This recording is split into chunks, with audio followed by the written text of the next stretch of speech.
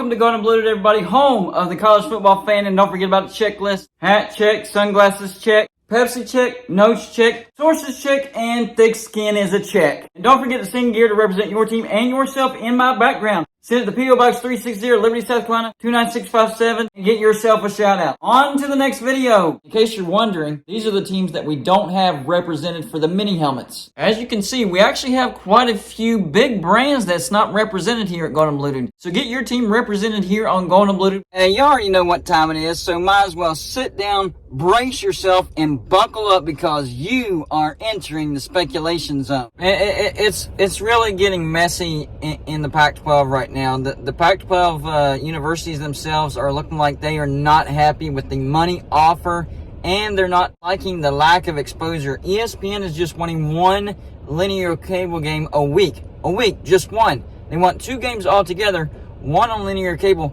but the other one on streaming. And then the other games would be on Apple Plus or Amazon. This is not good, and they're not happy about it. You can't blame them. Swamp Show tweeted this. So let's get this straight on where we're at with the Pac-12 saga. 1. Fox Sports has pulled out of any further negotiations. Yes, that is a fact. 2. ESPN offered a bid of $90 million for one linear cable and one streaming game a week. 3. Pac-12 roughly $220 million short of where Big 12 is, with significantly less visibility. That's where we're at. Now, we know that Apple and Amazon will offer a deal. Can they come close to the Big 12? Can they exceed the Big 12? And if they do, is it enough to where exposure really doesn't matter? I mean, if you're a Pac-12 fan, what are you thinking right now? Not counting USC and UCLA fans, you are going off to the Big Ten, so y'all know you're good. But all the rest of you fans that are left in the Pac-12, what are y'all thinking? Even if you do get enough money to where it's at least competitive with the Big 12, are you okay with the lack of exposure? You will have to buy extra subscriptions if you're not already subscribed to Apple TV, ESPN Plus, and Amazon Prime Video just to watch Pac-12 games. You get to catch one game a week on linear cable. I mean, I wouldn't be happy about that, but I want to get your thoughts on that if you're a Pac-12 fan. Yesterday, I did make a video about the Big 12 possibly being interested with Fresno State. And notice the source that I used as far as the Big 12 is talking to Fresno State. It was a Fresno State source.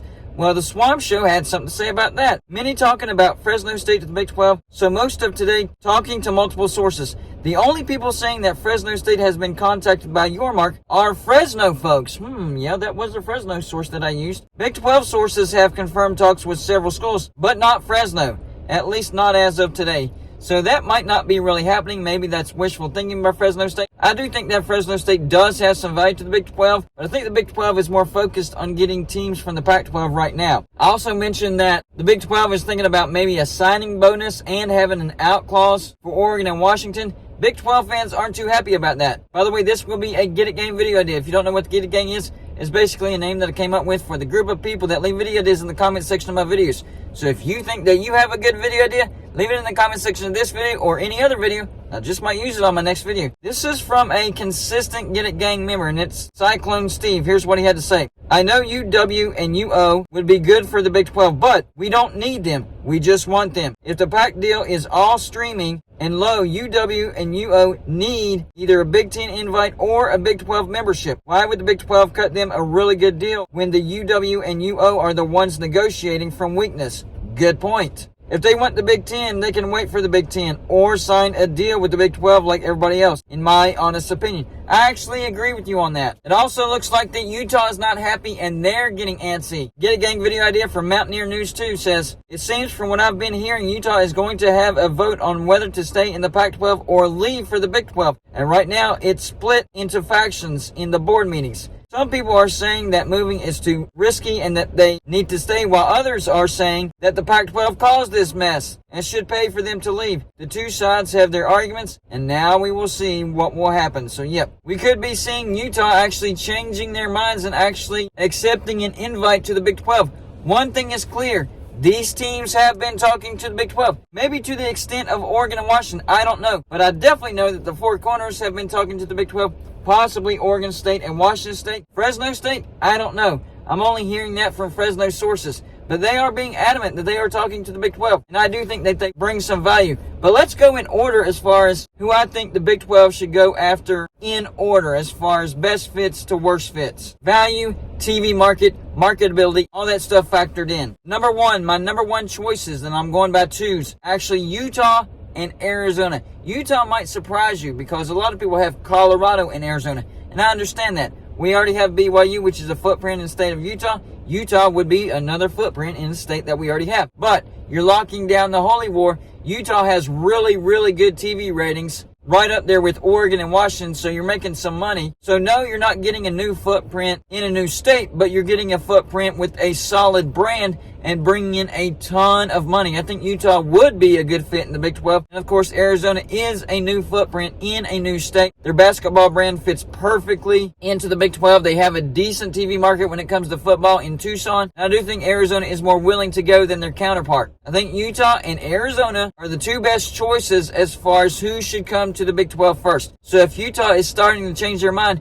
you really need to pursue Utah and try to get them in that first wave. Number two, this is where I have Colorado and Arizona State. Now, I actually think that Arizona State has a slightly better market than Arizona when it comes to football because they carry the city of Phoenix. But Arizona State has been a little bit arrogant about things.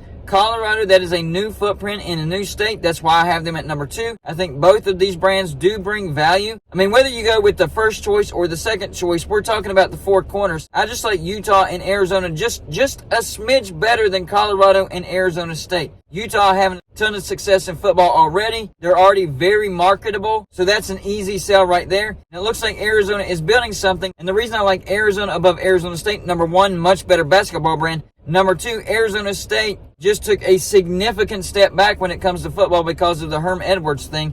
I think Arizona is in a better position as far as making money for the Big 12 in football. The third choice, I have Oregon State and Washington State. This is where that fourth time zone, the Pacific time zone, kicks in. Now, if you get Arizona and or Arizona State, yes, technically you're getting the Pacific time zone because they don't have daylight savings time, so you're getting that Pacific time zone up until November. But if you get Oregon State and Washington State, you're locking in all year round. However, I don't think that their brands are quite as good as the brands that I've already mentioned. It would get you a new footprint in the state of Oregon and a new footprint in the state of Washington. And I think Oregon State and Washington State would actually be happy to be in the Big 12. Number four, this is where we start talking about group of fives. San Diego State and Fresno State.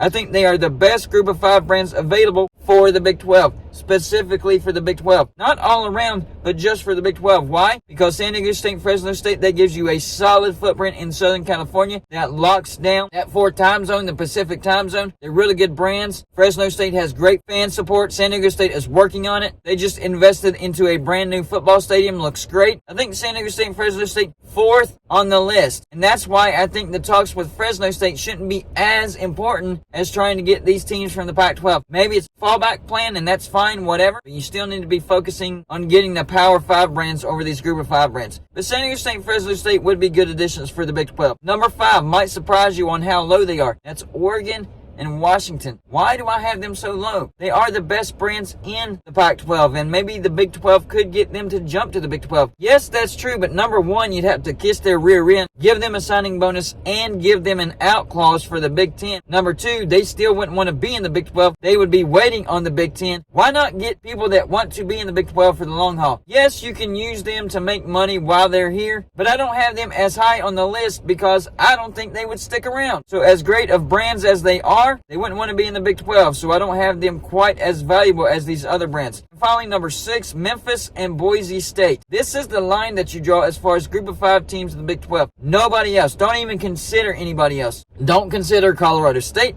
Don't consider SMU. Sorry, East Carolina. Sorry, Tulsa. Maybe later on down the road whenever the networks value you more. But right now, the Big 12 needs to set themselves up for later. So Memphis and Boise State, that's where I draw the line as far as the Big 12 possibly getting Group of 5 teams. Boise State has a great fan base. Their football program is top-notch when it comes to Group of 5. One of the most successful football programs, period, not just in Group of 5. So they have some marketability to them. And there's Memphis. They're pouring $250 million into the Liberty Bowl. And by the way, the Big 12 already has a tie-in into the Liberty Bowl. They already play in the Liberty Bowl when it comes to a bowl. So it actually makes sense to bring in Memphis. That is a new footprint in the state of Tennessee. Memphis has the backing and support of FedEx. they're showing that they're investing into their football program. Yeah, I think Memphis would fit into the Big 12. I just don't have them as high because I don't think they're as valuable as these other brands. Same with Boise State. So y'all let me know in the comment section. Number one, do you agree with my rankings as far as who the Big 12 should try to get in next? And then the list after that. Number two, who do you think the Big 12 actually gets off this particular list that I made? Number three, is there any teams that I left out? And no, I'm not counting the ACC. This is excluding ACC teams. This is assuming that the ACC is good for now. That's all I got for you for this show. Like and subscribe if you haven't already, and I'll see you on the next show.